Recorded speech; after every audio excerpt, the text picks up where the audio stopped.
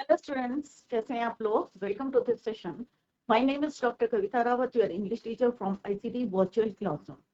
Today we are going to start our new topic in reading section, that is note making and comprehension.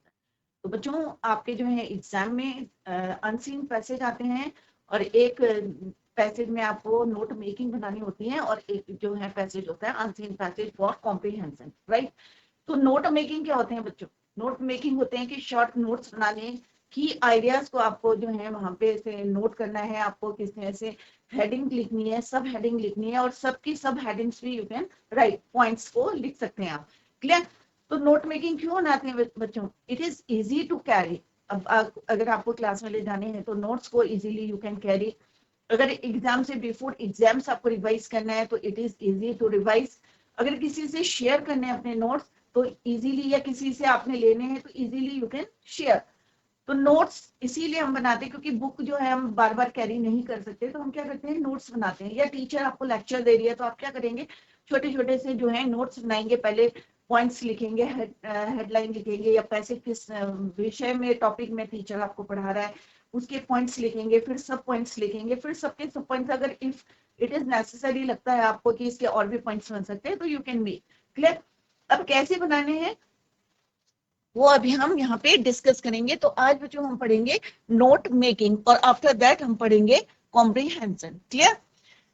तो ये आपका reading section में आते हैं, exam में, बोर्ड में भी आता है और 11th क्लास में अभी भी आपके आएंगे नोट मेकिंग. तो किस तरह से बनानी है, लेट्स सी. तो नोट मेकिंग क्या होते हैं, अभी जैसे जस्ट आई डिस्कस कि note making is a means to capture the key ideas of a given passage. Given passage में अगर आपको जो है उसमें से आपको की पॉइंट्स को पिकअप करना है. क्लियर? तो आपको ये नहीं देखना है भाई हमें यहाँ पे आर्टिकल यूज करना है, ये एंड द यूज करना है, या कंजक्शन यूज करने हैं. जहां पे नेसेसरी है don't use, only write the key ideas of that passage. Clear? तो सेंटेंसेस आपको यूज नहीं करने, only you have to capture the key ideas of that passage. Clear? The main purpose of key to abbreviations. और क्या कर सकते हैं आप कि एब्रीविएशन यू कैन यूज. पूरा वर्ड ना लिखे, उसके आप क्या लिखेंगे, एब्रीविएशंस लिखेंगे. क्लियर? और लास्ट में एक जो है आप पॉइंट देंगे की टू एब्रीविएशन, और उसमें जो जो आपने एब्रीविएशंस यूज करे हैं उसको वहां पे लिखेंगे. Is to facilitate understanding for the other readers to. ठीक है, आपको पता है कि आपने कौन से एब्रीविएशन यूज करे, बट अगर आप किसी से शेयर करते हैं या कभी एग्जाम में जो है कोई रिवीजन करना होता है तो कभी ध्यान नहीं रहता है कि हमने कौन से एब्रीविएशन यूज करे. तो लास्ट में आप जो है उसके एक टेबल देंगे की टू एब्रीविएशन. क्लियर? तो इट इज क्या है, is to facilitate understanding for the other readers to. Thus, note making can be a wonderful tool to take notes in the class, share notes with each other, right? And even revise for an exam. Exam से पहले आपको revise करना है क्योंकि पूरा chapter तो नहीं revise कर सकते हैं आप. अगर आपके पास पॉइंट्स लिखे हैं, उस चैप्टर के पॉइंट्स लिखे हैं या नोट्स लिखे हैं, तो it is easy for you to revise the chapter before the exam. Clear? अब कैसे बनाने हैं हमने, let's see. Tips to prepare for note making and summary. क्योंकि एक क्वेश्चन क्या आता है बच्चों कि नोट मेकिंग बनाना है और आफ्टर दैट आपको क्या करना है, उसकी समरी लिखनी है. तो बच्चों को लगता है it is very difficult how to make the summary, फिर से हमें पढ़ना पड़ेगा. बट ऐसा नहीं है बच्चों, जो आप नोट्स बनाते हैं उसी को you can use in your summary. Clear? और आफ्टर दैट आपको क्या देना, उसका एक टाइटल देना, सुटेबल टाइटल या appropriate title of that passage. Clear? कैसे बनाना, how to make the notes. Prepare notes using phrases. जैसे मैंने अभी आपको बताया कि आपको फ्रेजेस यूज करने हैं. आपको ये नहीं देखना कि यहाँ पे क्या हमारी ग्रामेटिकल मिस्टेक है, या हमने आर्टिकल्स यूज नहीं करे हैं, या कंजक्शन यूज नहीं करे. Group of words you can use. Clear? तो phrases only and never use complete sentences. तो कंप्लीट सेंटेंस आपको कभी यूज नहीं करने हैं. The topic of each paragraph is the main point.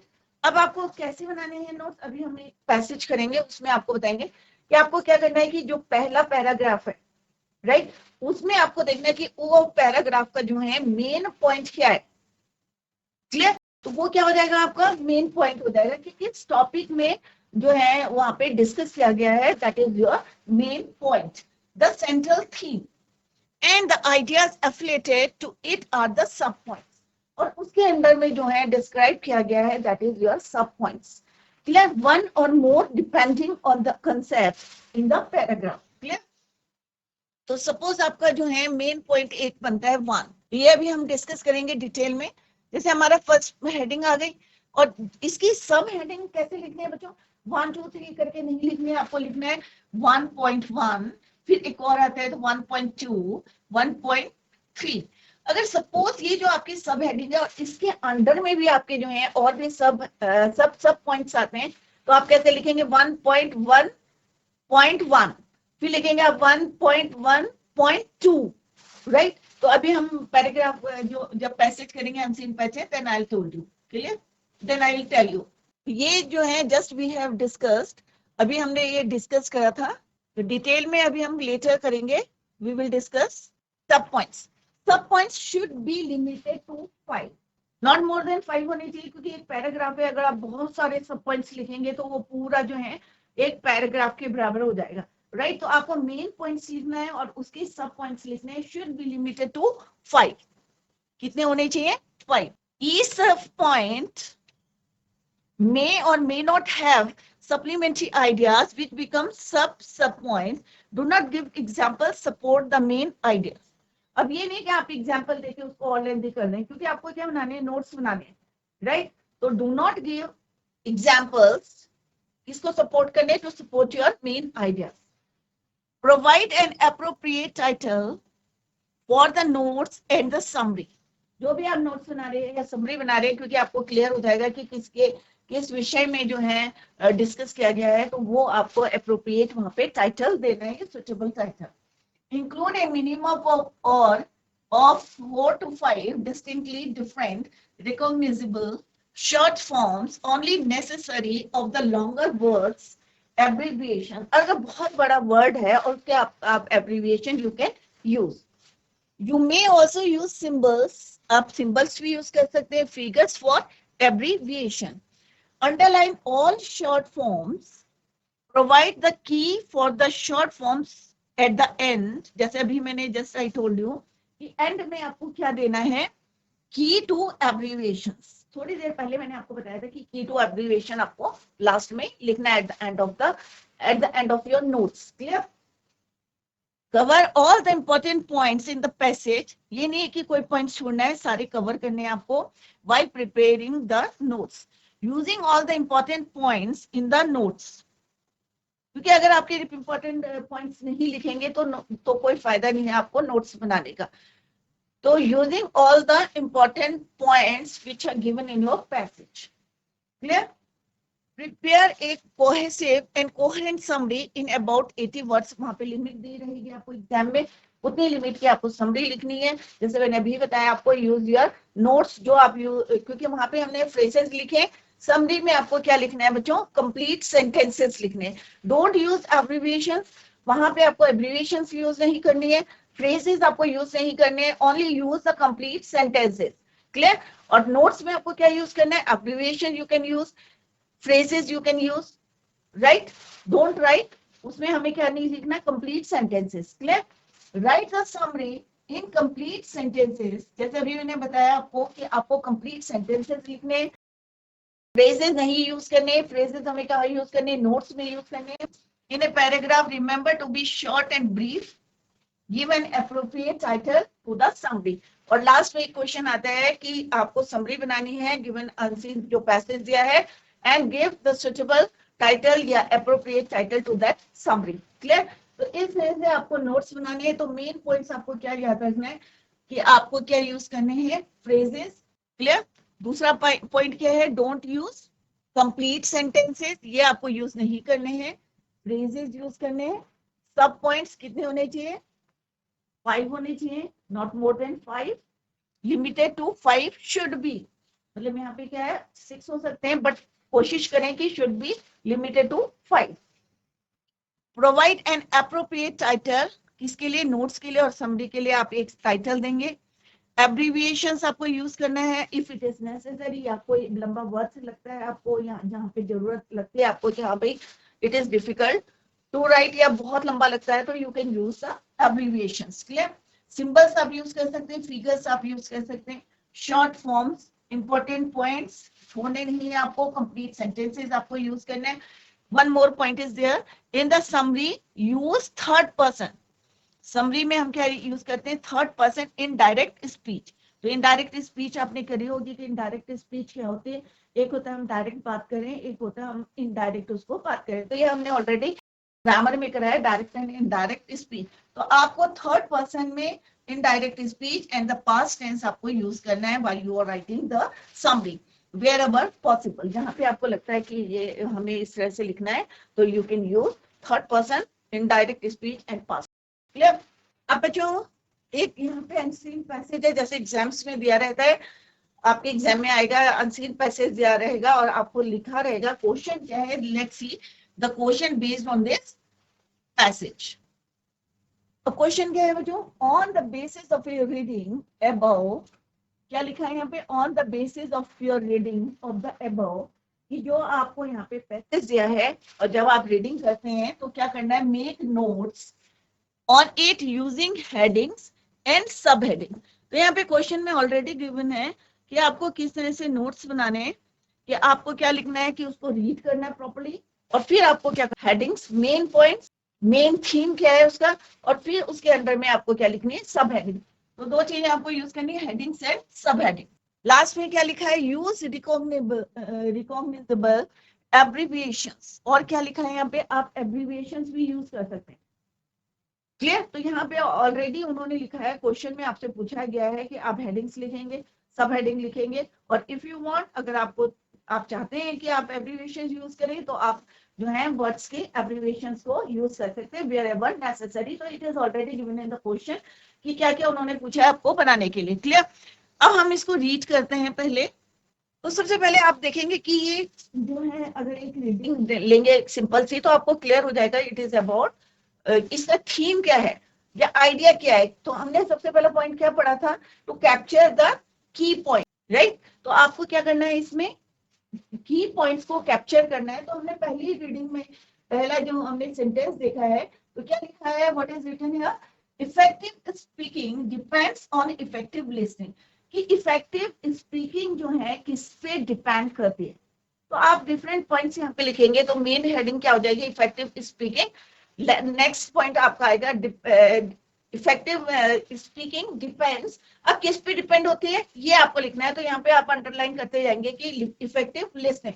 पहला पॉइंट क्या दिया इन्होंने, इफेक्टिव लिसनिंग. तो यहाँ पे आप अंडरलाइन करते रहेंगे पॉइंट्स को. तो पहला पॉइंट क्या बना आपका, इफेक्टिव लिसनिंग डिपेंड्स ऑन.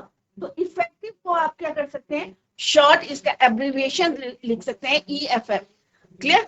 तो इफेक्टिव स्पीकिंग डिपेंड्स, पहला पॉइंट क्या आएगा, इफेक्टिव लिसनिंग. तो यहाँ पे भी आप शॉर्ट में लिखेंगे EFF डॉट करके लिसनिंग. तो एब्रिविएशन लिसनिंग का भी लिख सकते हैं आप शॉर्ट फॉर्म. तो यहाँ पे आप जो है फर्स्ट पॉइंट आपका बन जाएगा सब point, effective listening. It takes energy to concentrate on hearing. तो दूसरा पॉइंट क्या है आपका, concentrate on hearing, concentrate on understanding what has been heard. Clear? तो फर्स्ट पॉइंट क्या बना आपका, इफेक्टिव स्पीकिंग डिपेंड्स ऑन. नहीं हमने अंडरलाइन करा बच्चों. क्लियर? इसकी सब हेडिंग क्या बनी, इफेक्टिव लिसनिंग. कि अगर हम जो है इफेक्टिव स्पीकिंग, अगर मैं बोल रही हूँ, उसका जो है किस पे डिपेंड करता है, कि अगर सुनने वाला जो है इफेक्टिव लिसनिंग होना चाहिए. अगर मान लो मैं लेक्चर दे रही हूँ और आप लोग सुन नहीं रहे हैं, तो उसका कोई फायदा नहीं है. तो इफेक्टिव स्पीकिंग डिपेंड्स ऑन, और ये जो है points already given on the passage. तो फर्स्ट पॉइंट क्या आ जाएगा, सब पॉइंट. तो जैसे अभी मैंने आपको बताया था कि अगर फर्स्ट पॉइंट 1 है, तो सेकंड पॉइंट क्या बनेगा आपका 1 और 1.1. तो यही हमने यहाँ लिखा है, 1 पॉइंट हो गया इफेक्टिव. शॉर्ट फॉर्म लिखा हमने यहाँ, एब्रिविएशन यूज करा, EFF. Speaking depends on, first point आ गया हमारा इफेक्टिव लिसनिंग. सेकंड है concentration on listening, concentration on understanding what you hear, जो आप सुनते हैं, राइट. तो फर्स्ट पॉइंट आपका क्लियर हो गया. तो ये हमें फर्स्ट पैराग्राफ में, फर्स्ट फ्यू लाइंस में हमें अपने क्या बने, और आप यहाँ पे यू कैन सी कि हमने क्या है, यहाँ पे फुल सेंटेंस, कंप्लीट सेंटेंसेस नहीं यूज करे. हमने क्या यूज करा है, ओनली फ्रेजेस हमने यहाँ पे यूज किए हैं. क्लियर? अब नेक्स्ट पॉइंट देखते हैं. नेक्स्ट पॉइंट क्या है हमारे, इनकम्पिटेंट लिसनर्स. तो ये हो गया, this is your first point. ये हो गया आपका 1.1, 1.2 and this is your 1.3. Clear. Next point क्या बनेगा हमारा 2। अब नेक्स्ट लाइन क्या लिखी उन्होंने, incompetent listeners fail in a number of veg. Next point क्या है, इनकम्पिटेंट लिसनर्स क्यों फेल होते हैं, fail in a number of वे। तो हम हेडिंग क्या लिखेंगे, इनकम्पिटेंट लिसनर्स फेल। अब क्यों होते हैं ये अभी हम इसको लिखेंगे। अगर मान लो ऊपर खड़े हैं और आप लोग सुनेंगे नहीं तो उसके क्या ड्रॉबैक्स निकले, तो अभी देखते हैं हम यहाँ what is written in the passage कि incompetent listeners fail in a number of ways. First they may drift their attentions drift, कि उसका अटेंशन जो है ड्रिफ्ट हो जाता है, ध्यान नहीं देते what the speaker is saying. Second they may counter, और कई बार क्या करते हैं वो लोग बहस करते हैं, आर्गुमेंट करते हैं। They find counter arguments to whatever और स्पीकर में बी से। अब मान लो मैं यहाँ पढ़ा रही हूँ और पहले आप सुनेंगे उसको, उसके बाद जो है आर्गुमेंट करेंगे, बट वो जो है बीच में इंटरप्ट करके आर्गुमेंट करते हैं। तो दूसरा पॉइंट है कि इसलिए वो फेल होते हैं क्योंकि वो ध्यान नहीं देते हैं और सिंपल सा आर्गुमेंट करते हैं स्पीकर से। Third they compare then they filter, पहले फिल्टर नहीं करते हैं, पहले आर्गुमेंट करते हैं और फिर बात को जो है फिल्टर करते हैं। They exclude from their understanding those parts of the message. Clear. तो नेक्स्ट पॉइंट क्या बनेगा आपका, रीजंस वाई। अब कारण बता रहे हैं हम, किसके कारण बता रहे हैं कि इनकम्पिटेंट लिसनर्स वो हैं फेल क्यों होते हैं। तो पहला पॉइंट मैंने अभी अंडरलाइन करके आपको बताया था, their attention drifts, they find counter arguments, they compare and then filter. Clear. और फिर उसके बाद वो रिएक्शन देते हैं, दे रिएक्शन। तो 4 पॉइंट हमने लिखे हैं, तो ये आपके जो है क्या है, मेन पॉइंट है, और ये क्या है आपके सब पॉइंट्स है। तो हम कैसे लिखेंगे, जैसे अभी हमने बताया, दो हेडिंग आपकी क्लियर हो गई कि किस तरह से आपको लिखना है। अभी इसको हम जो है वहां पे अंडरलाइन करते हैं। Reasons why incompetent listeners fail 2.2.1 2.2 2.3, यहाँ पे कहीं they compare and they then they filter. और 2.7 ये जो है उनका रिएक्शन होता, फाइनली यहाँ पे लिखा है देखो, finally they react, this is your 2.4 2.4। Clear. तो 2 पॉइंट सुनने हमारे 2.1 2.2 2.3 2.4 2.5।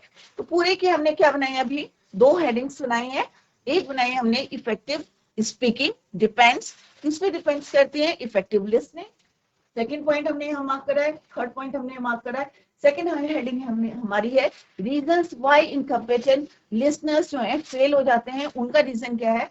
फर्स्ट पॉइंट इज योर कि वो क्या करते हैं, दे ड्रिफ्ट करते हैं। सेकंड पॉइंट क्या है, आर्गुमेंट करते हैं। थर्ड पॉइंट क्या है, they compare and then filter, और उसके बाद उनका रिएक्शन आता है, finally they react. Clear. They let personal feeling about the speaker और सब्जेक्ट ओवरराइड द, तो ये हमने रिएक्शन लिख दिया उनका। नेक्स्ट पॉइंट क्या है, what can a listener do to be more effective, क्यों किस तरह से हम इनको मोर इफेक्टिव बना सकते हैं, उसके आपको पॉइंट्स लिखने हैं, वेज तरीके लिखने हैं कि एक लिसनर जो है किस तरह से मोर इफेक्टिव हो सकता है। तो इसका फर्स्ट पॉइंट क्या है, the first key to effective listening is the art of concentration, क्योंकि हमें ध्यान लगाना है। क्योंकि जब आप मेडिटेशन करते हैं बच्चों, तो क्या करते हैं आप, मेडिटेशन तभी करेंगे जब आपका कंसंट्रेशन रहेगा, ध्यान रहेगा।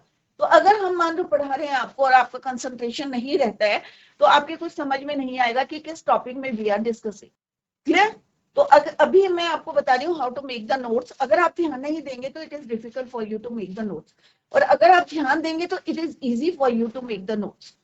तो 2 तरीके हैं, अगर आप कंसंट्रेशन करेंगे, आप अपनी फोकस करेंगे अपनी पढ़ाई पे, तो इजीली आप जो है जो भी हम पढ़ा रहे हैं, स्पीकर पढ़ा रहा है, तो इजीली जो है आप उसको कैच करेंगे। अदरवाइज जो है आपको प्रॉब्लम क्रिएट होगी। जैसे अभी हमने बताया कि अगर लिसनर जो है इफेक्टिव नहीं होगा, ध्यान नहीं देगा, कंसंट्रेशन नहीं देगा, तो उसके रिजल्ट क्या है कि वो सक्सेस नहीं होगा। क्यों नहीं होगा, क्या रीजन है, वो हमने अभी इसमें हम पैसे करें। तो नेक्स्ट पॉइंट है कि हम किस तरह से उसको इफेक्टिव बना सकते हैं। Positively wishes to concentrate receiving a message, his chances of success are high. अगर वो जो है जो भी हम पढ़ा रहे हैं, अगर उसको सक्सेसफुली जो है रिसीव करता है, तो वो क्या होगा। और नीड डिटर्मिनेशन, डिटर्मिनेशन कि अगर हम जो है, एक होता है ना फॉर्म डिटर्मिनेशन लेना या दृढ़ निश्चय करना कि हाँ भाई हमें ये करना है, तभी आप जो है हाईली जो है सक्सेस हो सकते हैं। क्लियर? तो नेक्स्ट पॉइंट हमने क्या लिखा है बच्चों? Reason why incompetent listeners feel. Third point है आपका way for a listener to be more effective, जो अभी हमने अंडरलाइन करा है, ways for a listener to be more effective. पहला पॉइंट हमने यही लिखा कि कंसंट्रेशन ऑन द, कि जो भी हम जो है रिसीव कर रहे हैं मैसेज, उसमें कंसंट्रेशन है।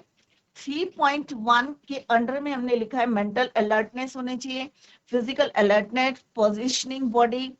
Clear? Note making aid to listener health speaker gives, ये आगे जो है पॉइंट्स आएंगे आपके। Clear? There is then a particular need for the determination of a listener concentrate what is being said.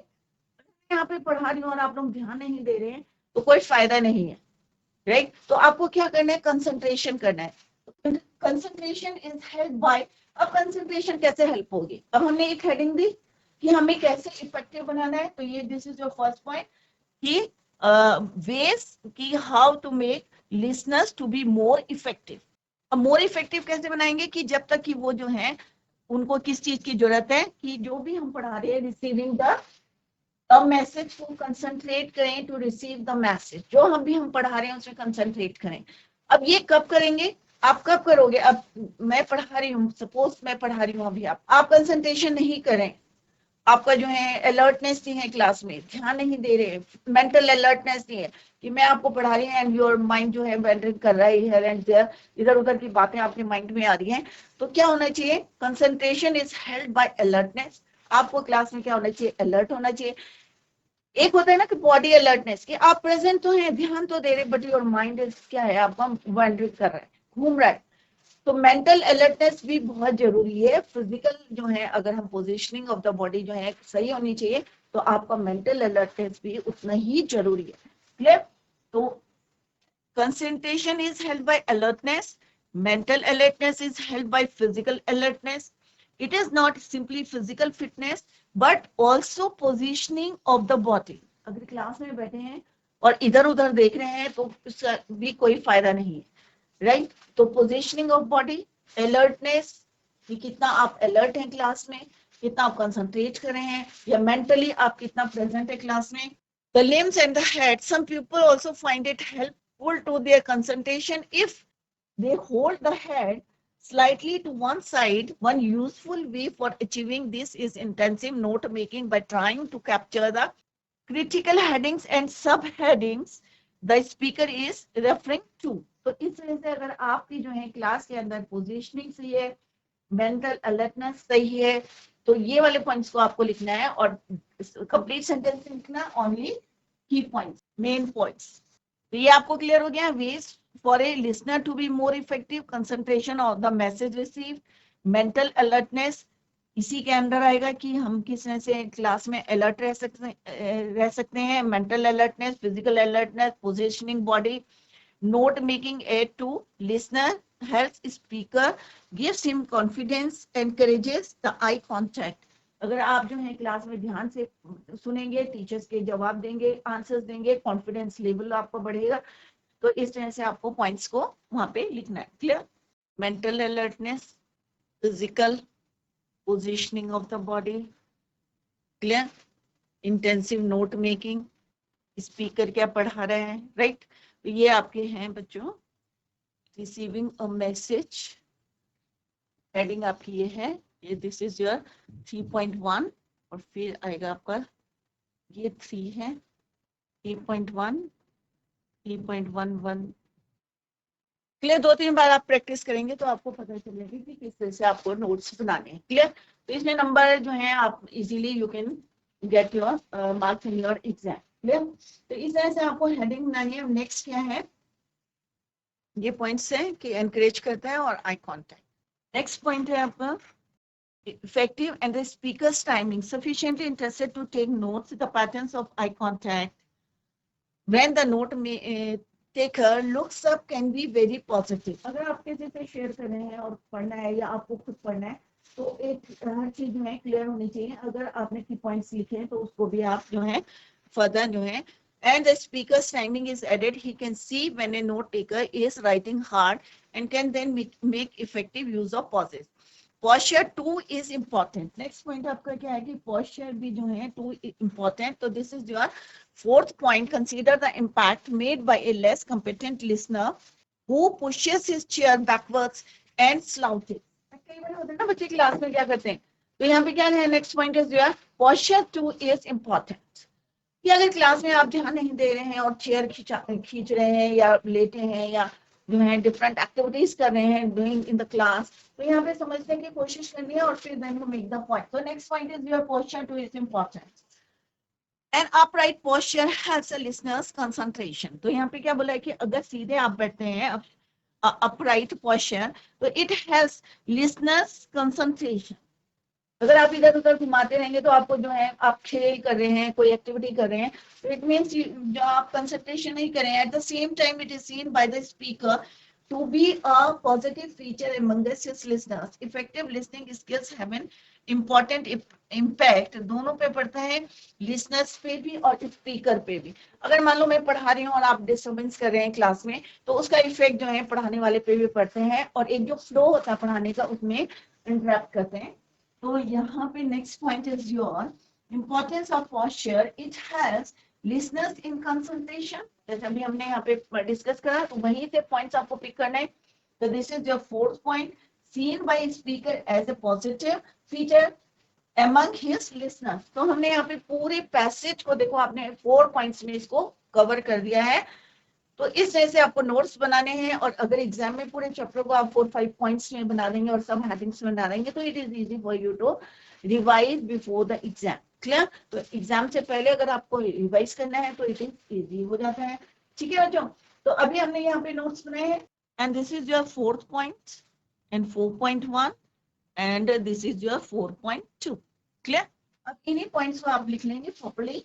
1, 1.1, 1.2, 1.3. Like next आपको क्या करना है कि आपने बहुत सारी जो है अब्रिविएशंस यूज करी है. जैसे यहाँ पे लिखा आपने EFF, इसको आपको लिखना है कंसंट्रेशन के लिए यूज करा है आपने. क्लियर? मैसेज के लिए करा है, तो इनको पॉजिटिव के लिए आपने यूज करा है. राइट? तो इनको अभी हमने क्या करना है, की टू एब्रिविएशन. क्लियर? तो नेक्स्ट क्या है, आपको अंडरलाइन नहीं करनी है, मैंने आपको बताया कि कहाँ का आपने यूज करी है एब्रिविएशंस. क्लियर? तो ये एब्रिविएशंस को आपको पूरा लिखना है. List of abbreviations. राइट? तो EFF हमने किसके लिए यूज करा था, इफेक्टिव. क्लियर? नेक्स्ट है हमने यूज करा था कंसंट्रेटिंग. क्या यूज करा था, CONCEN किसके लिए यूज करा था, कंसंट्रेटिंग. MSG मैसेज के लिए. Received, physical, importance, speaker. तो इतने एब्रिविएशन जो है हमने यूज करा था अपनी नोट्स में. क्लियर? तो यहाँ पे आपको देना पड़ेगा लिस्ट ऑफ एब्रिविएशंस. तो इसको भूलना नहीं है क्योंकि बहुत इजी होता है लिखना और नहीं तो आपके नंबर जो है कट जाएंगे. क्लियर? तो लिस्ट ऑफ एब्रिविएशन अगर आप यूज कर रहे हैं पैसेज में तो you must write. Clear? Next आपको लिखना है summary. Right a summary of the passage in not more then 80 words. तो यहाँ पे लिमिट दी रहेगी आपको कि कितने वर्ड्स की आपको समरी लिखनी है. अब आपको लग रहा होगा कि अब फिर से हमें रीड करना पड़ेगा जो है चैप्टर, बट ऐसा नहीं है बच्चों. अभी बताएंगे आपको how to make the summary and suggest a suitable title और appropriate title of the passage. Clear? इसको हम बाद में लिखेंगे, पहले हम देखते हैं कि हमें जो हमने नोट्स बनाए हैं क्या हम उनको यूज कर सकते हैं अपनी समरी में. Yes of course, why not. तो यहाँ पे आपने लिखा इफेक्टिव स्पीकिंग डिपेंड्स ऑन. तो अभी हमने क्या यूज किया है बच्चों, फ्रेजेस. तो अब आप पैसेज ना पढ़े और यहीं से जो है आप you can make the sentences while you are writing the summary. Clear? तो हमने पहला पॉइंट क्या लिखा है, effective speaking depends on effective listening. Effective ये और ये इसको एक कंप्लीट सेंटेंस में यू कैन राइट. तो यहाँ पे आप देख सकते हैं हमने वही चीजें लिखी हैं जो हमने नोट्स बनाए थे, बट वहां पे हमने क्या यूज करा था, फ्रेजेस. बट यहाँ पे हम क्या यूज करेंगे, कंप्लीट सेंटेंसेस. तो effective speaking and effective listening are two sides of the same coin. क्योंकि जितना इफेक्टिव स्पीकिंग है उतना ही इफेक्टिव लिसनर भी होना चाहिए. Right? Both equally important. And incompetent listener will always fail. अब क्यों हो जाता फेल, ये भी हमने नोट्स में लिखा है सेकेंड पॉइंट से हमारा. As he drifts away from the content, जिस टॉपिक में चल रहे हैं उससे जो है बिल्कुल नहीं ट्रैक में आता है, compares and finally filters that the speaker is saying. तो यही पॉइंट्स हमने बनाए हैं, वही हमने जो है सेंटेंसेस लिखे हैं कि इनकम्पिटेंट लिसनर्स फेल क्यों हो जाते हैं, क्योंकि अटेंशन ड्रिफ्ट हो जाती है and some time they can counter जो है find counter arguments, the compare करते हैं और फिर क्या करते हैं, अपनी बात को फिल्टर करते हैं and then finally they react. Clear? Drifts away from counters, compares and finally filters and what the speaker is saying. To be a good listener, a good listener के लिए क्या क्या चीजें जरूरी है, ये भी हमने यहाँ पे नोट्स में लिखा है कि ways for a listener to be more effective। अभी यहाँ पे हमने क्या लिखा था कि क्यों फेल हो जाते हैं incompetent listeners, उसके रीजंस ये थे, कारण दिए थे। अब हम देंगे यहाँ पे कि ways for a listener to be more effective। तो यही वाले पॉइंट्स आपको यहाँ पे लिखने हैं नेक्स्ट में। To be a good listener, concentration is important combined with mental and physical alertness. The importance of other factors like note making and posture cannot be ignored. कि हम जो है जो important जो है the importance of other factors like note making और posture, इनको हम जो है इग्नोर नहीं कर सकते हैं, क्योंकि क्लास में अगर हम जो है ध्यान दे रहे हैं तभी हम जो है पढ़ाई पे, या आप क्लास में अगर टीचर कोई क्वेश्चन पुट कर रहा है तभी आप आंसर दे सकते हैं, या आपका posture जो है सही हो तो आप जो है all these are effective listening skills and are viewed as a positive feature by the speaker among the listeners. They have an impact not only on the listener but also on the speaker. तो इसका असर जो है दोनों पे पड़ता है, तो ये आपको लिखना है। तो आप देख सकते हैं कि कितनी easily you can right the summary, कि हमने जो है जो नोट्स बनाए थे उन्हीं को हमने समरी में यूज करा in a complete sentences and make the summary. अब हमें क्या देना है, सुटेबल टाइटल। तो सुटेबल टाइटल क्या हो सकता है बच्चों, क्योंकि हमने क्या लिखा, the art of effective listening, क्योंकि हमने यहाँ पे रीजन बताया क्यों फेल होते हैं, फिर हमने उसको पॉजिटिव बताया कि आप कब जो है अच्छे लिसनर बन सकते हैं। तो कौन कौन से आपको जो है एक्टिविटीज या क्लास में किस तरह से अलर्ट रहना है, कंसंट्रेशन करना है, फिजिकल चाहे मेंटली अलर्टनेस होनी चाहिए, बॉडी पोस्चर जो है आपका सही होना चाहिए। तो सुटेबल टाइटल में भी जो है आपको क्या लगता है आप लिख सकते हैं, बट यहाँ पे it is the suitable title the art of effective listening. Clear? तो इस तरह से आपको एग्जाम में जो है नोट्स बनाने हैं। पहले आप नोट्स बनाएंगे, फिर उसकी की एब्रिविएशन देंगे, then write the summary, use your notes and then give the suitable title और appropriate title to that passage. कल जो है बच्चों हम एक और अनसीन पैसेज करेंगे और नोट्स फिर से बनाएंगे, एक बारी और बनाएंगे दूसरे अनसीन पैसेज के, सो दैट कि आपको जो डाउट्स हैं वो क्लियर हो जाएं और फिर आप घर में जाके उसको प्रैक्टिस करें। अगर कहीं पे आपके समझ में नहीं आया है तो आप लोग नेक्स्ट लेक्चर में you can clear your doubts. That's all for today. Thank you so much. Bye, take care, have a nice day.